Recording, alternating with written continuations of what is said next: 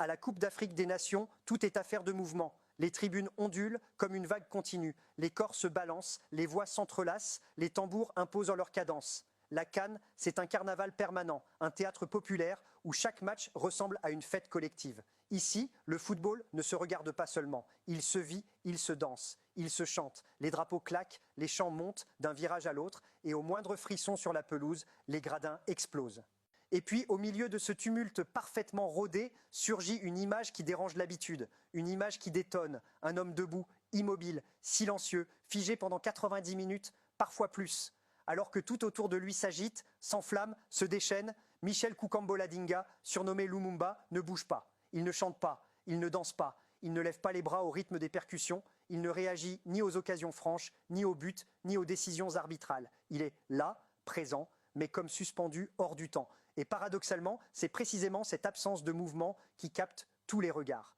Au premier coup d'œil, certains y voient une curiosité de tribune, une performance insolite, un détail amusant, presque folklorique. Mais très vite, cette lecture superficielle ne tient plus. Car ce qui frappe, ce n'est pas seulement l'étrangeté du geste, c'est sa constance. Match après match, minute après minute, sans faille, sans relâchement, sans tricherie. Michel Koukambo-Ladinga n'est pas un figurant improvisé, ni un supporter excentrique en quête d'attention. Ce qu'il propose n'a rien de spontané ou d'accidentel. C'est un acte volontaire, répété, maîtrisé, assumé, une performance au sens plein du terme. La scène est toujours la même et pourtant elle ne lasse pas. Un costume jaune éclatant, choisi avec soin, qui tranche avec la mer de couleurs environnantes. Une cravate soigneusement nouée, un pantalon net, sans un pli, rien n'est laissé au hasard. Michel ne s'habille pas pour assister à un match, il s'habille pour incarner quelque chose. Il est juché sur un piédestal, légèrement surélevé par rapport aux autres supporters. Ce détail change tout. Il n'est pas fondu dans la foule. Il s'en détache sans jamais la dominer. La posture est droite, le buste gainé, le regard projeté vers l'horizon. Et surtout, ce bras droit levé, paume ouverte vers le ciel. Un bras qui ne tremble pas, qui ne s'abaisse pas, qui ne cède ni à la fatigue ni à l'émotion. Autour de lui, la vie suit son cours habituel. Les supporters congolais chantent, sautent, s'embrassent. Les supporters des autres nations observent, filment, commentent. Les caméras de télévision reviennent sans cesse sur cette silhouette immobile, comme attirée par un point fixe dans un univers en perpétuel mouvement. Le contraste est saisissant, presque hypnotique. Ce qui fascine, ce n'est pas seulement l'immobilité, c'est la discipline qu'elle exige. Tenir debout sans bouger pendant un match entier, parfois avec un temps additionnel interminable, dans un stade bondé, bruyant, sous les projecteurs, relève d'un effort physique et mental considérable. Chaque muscle doit résister, chaque impulsion doit être contenue, chaque émotion doit être maîtrisée. Et pourtant, Michel Koukambo-Ladinga ne donne jamais l'impression de lutter contre lui-même. Son immobilité n'est pas crispée, elle est calme, sereine, presque apaisée, comme s'il avait trouvé, au cœur de la tempête sonore de la CAN, un point d'équilibre intérieur. Progressivement, cette présence silencieuse devient un rendez-vous attendu. Les spectateurs commencent à le chercher du regard dès l'entrée des équipes sur la pelouse. Les téléphones se lèvent, les vidéos circulent sur les réseaux sociaux, les commentaires affluent. Qui est cet homme? Pourquoi ne bouge-t-il pas? Que signifie ce geste? Le silence devient alors un spectacle à part entière. Un contrepoint à l'exubérance habituelle, une respiration étrange dans le vacarme. Là où d'autres supporters expriment leur amour par le bruit, Michel Koukambo-Ladinga le fait par l'immobilité. Là où les chants s'élèvent, il oppose le mutisme. Et c'est précisément cette inversion des codes qui intrigue, qui dérange parfois, mais qui finit surtout par captiver. À chaque match des Léopards, le phénomène s'amplifie. Les supporters venus d'autres pays africains s'approchent, ils observent, ils posent des questions. Les journalistes s'y intéressent. Les caméras le filment parfois presque autant que certaines phases de jeu. Sans le vouloir, sans le chercher, Michel Koukambo-Ladinga devient une icône spontanée de la CAN 2025. Il ne vole la vedette à personne, il ne concurrence pas les joueurs, il n'interrompt rien, il se contente d'être là. Et cette simplicité apparente rend la chose encore plus puissante. Le moment où l'immobilité prend fin est presque aussi attendu que le coup d'envoi. Au coup de sifflet final, Michel descend de son piédestal. Son visage se détend, un sourire apparaît, le bras s'abaisse, la statue redevient homme. Immédiatement, la foule se masse autour de lui. Photos, applaudissements, acclamations. Il est célébré comme une rockstar, comme un symbole vivant. Cette transformation renforce encore le caractère performatif de son geste. Pendant 90 minutes, il est autre chose. Une image, une présence, un signe. Puis, en un instant, il redevient un supporter parmi les autres, accessible, presque surpris par l'ampleur de l'attention. Dans un tournoi où tout est fait pour capter l'attention par le spectaculaire, Michel Kukamboladinga capte l'attention par le retrait. Dans un espace saturé de sons, il impose le silence. Dans un monde de mouvements incessants, il choisit l'immobilité. Et ce choix n'est pas vide de sens. Il parle, il interroge, il oblige à regarder autrement. Il rappelle que le football n'est pas seulement une affaire de gestes et de cris, mais aussi un espace de symboles, d'identité et de récits. Et ce récit, justement, ne commence pas dans les tribunes de la CAN 2025. Il plonge bien plus loin, dans l'histoire, dans la mémoire, dans une figure dont le nom résonne bien au-delà des stades, Patrice Lumumba. Dans la suite, on va voir pourquoi ce surnom n'est pas anodin et comment ce geste silencieux transforme un simple supporter en porteur de mémoire collective. Ce qui donne toute sa profondeur au phénomène Lumumba, ce n'est pas seulement la performance physique, ni même l'étrangeté parfaitement maîtrisée du geste, c'est sa signification. Car derrière l'immobilité apparente de Michel Kukamboladinga se déploie un récit dense, ancré dans l'histoire, la mémoire et l'identité congolaise. Un récit qui dépasse largement le cadre du football et qui transforme les tribunes de la CAN 2025 en un espace de transmission symbolique. Le surnom n'est pas un détail folklorique, il n'est ni choisi au hasard, ni destiné à provoquer.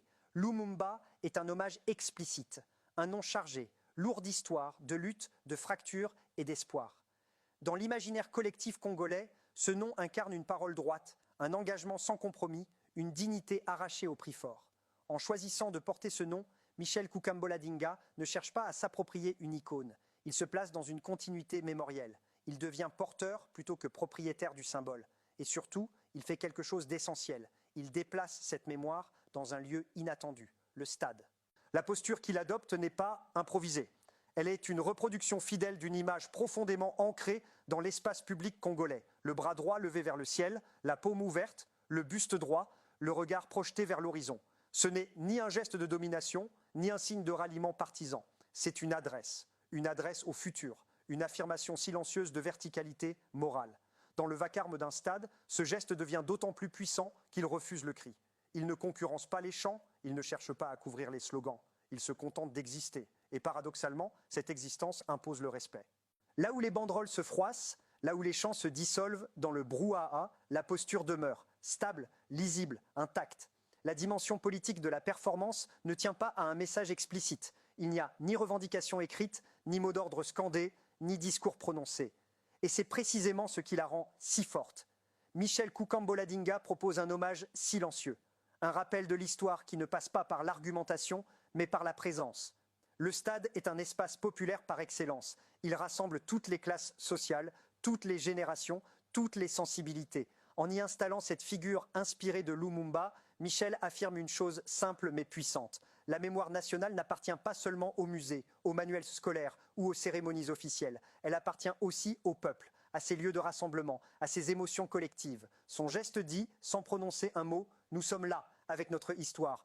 Il rappelle que le football africain ne flotte pas hors sol, qu'il est traversé par des récits, des héritages, des combats, et que ces récits peuvent s'exprimer autrement que par le bruit ou la revendication frontale. Ici, pas de slogan, pas de confrontation, juste une présence tenue dans la durée. Un autre élément est fondamental pour comprendre la force du phénomène. Il ne naît pas avec la CIAN 2025. Cette performance s'inscrit dans une démarche entamée bien avant. Depuis 2013, Michel Kukamboladinga soutient les léopards en adoptant cette posture. Ce que la CAN a changé, ce n'est pas le geste, c'est sa visibilité. Le monde n'a pas assisté à une naissance, mais à une révélation. Cette continuité change tout. Elle balaie l'idée d'un coup médiatique opportuniste. Elle montre une discipline personnelle, une fidélité à un symbole, une pratique répétée, assumée, presque ritualisée. Michel ne s'est pas adapté à la CAN. C'est la CAN qui l'a mis en lumière. Quand il prend la parole, ses mots confirment cette lucidité. Il se définit comme artiste, comme animateur. Il assume pleinement la dimension performative de ce qu'il fait. C'est mon travail, dit-il, sans arrogance, mais sans fausse modestie. Il sait qu'il propose quelque chose. Il sait que cette proposition a une valeur. Et il sait aussi que cette valeur ne lui appartient pas entièrement. Ce qui frappe dans son discours, c'est sa sobriété. Il ne cherche pas à théoriser son geste. Il ne l'explique pas à outrance. Il le vit. Et cette retenue renforce encore la portée symbolique de la performance. Il n'impose pas une lecture unique. Il laisse chacun interpréter. Certains y voient un acte politique, d'autres une œuvre d'art vivant, d'autres encore une forme de spiritualité. Toutes ces lectures coexistent. Et c'est précisément cette ouverture qui fait la richesse du phénomène. Au-delà du football, son geste interroge la manière dont les sociétés africaines se racontent elles-mêmes. Il montre qu'il est possible d'articuler modernité et mémoire, spectacle populaire et histoire politique, sans caricature, sans excès. Il rappelle que la créativité populaire africaine ne se limite pas à l'exubérance. Elle sait aussi manier la retenue, la durée, la rigueur. Et c'est sans doute pour cela que le phénomène dépasse largement les frontières de la RDC. Des supporters d'autres nations africaines s'y reconnaissent. Parce que la figure qu'il invoque est aussi panafricaine. Parce que ce combat dépasse les cadres nationaux. Et parce que ce geste, dans sa simplicité, parle à une mémoire partagée. Dans un tournoi riche en exploits sportifs, en buts spectaculaires et en révélations inattendues, la CAN 2025 restera aussi comme une édition où, en tribune, une figure a émergé sans courir, sans dribbler, sans crier. Une figure immobile, silencieuse, mais profondément éloquente. Maintenant, on va voir pourquoi cette performance dit aussi quelque chose de notre manière de regarder le football et comment elle transforme un simple match en expérience collective de mémoire et de sens. Ce que raconte, au fond, la performance de Michel Koukambola-Dinga, c'est aussi notre manière de consommer le football, notre manière de le regarder, de l'expliquer, de le vivre. Dans un univers saturé d'images rapides, de réactions immédiates, son immobilité agit comme un miroir. Elle met en évidence l'agitation permanente qui nous entoure. Elle souligne notre besoin de bruit, de gestes, de signes visibles pour prouver notre engagement. Lui fait l'inverse, il soutient sans démonstration, il affirme sans élever la voix. Il existe sans chercher à occuper l'espace. Et c'est précisément pour cela que son geste marque autant. Dans le football moderne, tout est souvent ramené à l'instant. Le but, la célébration, le clash, le buzz. À la CAN 2025, Michel Koukambola-Dinga rappelle que le football est aussi une histoire de continuité, de mémoire, de transmission. Un match ne sort pas de nulle part. Une équipe ne représente pas seulement 11 joueurs. Elle porte un récit, un passé, une charge symbolique. Les léopards ne jouent pas seuls. Ils jouent avec ce qu'ils représentent. Son geste transforme la tribune en scène, mais pas une scène bruyante, une scène symbolique. Il n'y a pas de quatrième mur. Tout le monde peut regarder, tout le monde peut interpréter. Le football redevient ce qu'il a toujours été en Afrique, un langage commun, un espace où l'on raconte autre chose que le score. Il y a aussi une leçon sur la figure du supporter. Michel Koukambola-Dinga élargit la définition même de ce rôle. Être supporter, ce n'est pas seulement chanter plus fort que l'autre, ce n'est pas seulement sauter, agiter, provoquer, c'est aussi tenir, être là, durer, représenter. Il montre qu'il existe 1000 manières d'aimer une équipe et que certaines passent par le silence. On pourrait croire que son geste isole. En réalité, il rassemble, il crée de la discussion, de la curiosité, de l'échange. Des supporters de différentes nations se parlent autour de lui. Ils demandent, ils racontent leurs propres histoires. Le stade redevient un lieu de circulation des mémoires africaines, pas seulement un lieu de confrontation sportive. Et c'est peut-être là que réside la vraie force du phénomène Lumumba. Il ne s'impose pas, il n'explique pas, il suggère, il ouvre un espace, il laisse chacun faire un pas vers l'autre. Il rappelle que le football africain n'est pas qu'un produit ni un spectacle calibré. C'est une expérience collective, traversée par l'histoire, la politique, la culture, la créativité populaire. La CAN 2025 restera sans doute dans les mémoires pour ses matchs, ses surprises, ses héros sur le terrain. Mais elle restera aussi comme une édition où, en tribune, une figure a marqué les esprits sans toucher un ballon. Une figure immobile, silencieuse, mais incroyablement éloquente. Michel Koukambola-Dinga, dit Lumumba, n'a pas seulement soutenu les léopards. Il a rappelé, sans un mot, que le football africain est aussi un espace de dignité, un espace de mémoire, un espace de création. Et dans ce tournoi où tout est mouvement, bruit et émotion, son immobilité est devenue une phrase entière. Un message lisible par tous, précisément parce qu'il ne criait rien. Un silence tendu vers le ciel. Un silence qui, paradoxalement, a fait plus de bruit que tous les chants réunis. Si ce genre de récit t'intéresse, si tu aimes regarder le football autrement, avec ce qu'il raconte au-delà du score, alors abonne-toi, laisse un like et partage ton interprétation en commentaire. Et dans la prochaine analyse, on plongera encore une fois là où le football dépasse le terrain.